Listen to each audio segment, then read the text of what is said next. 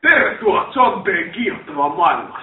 Minä olen Huikki Eijari ja tulen esittämään teille paskalautaseen! Paskalautanen. Miksi se sanotaan paskalautaseksi? Tämä näyttää aivan hienolta taistavan mikä vittuja autoja soittaa.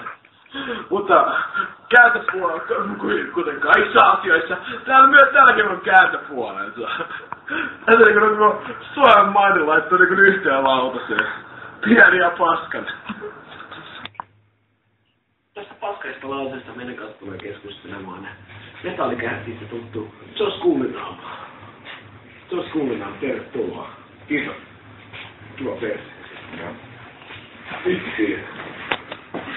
Minä on seisomaan, koska ohjelmamme alhaisen katselun takia joudun myymään minun tuolini.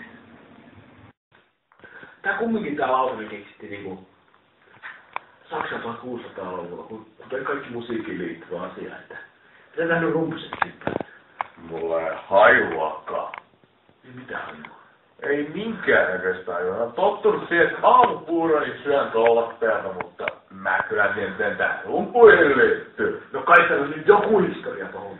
Kyllä täällä historiaa saatana on, mutta ei täällä kyllä tulevaisuutta oo. Nyt mä oon tässä Georgin kanssa myystin murtajaisista.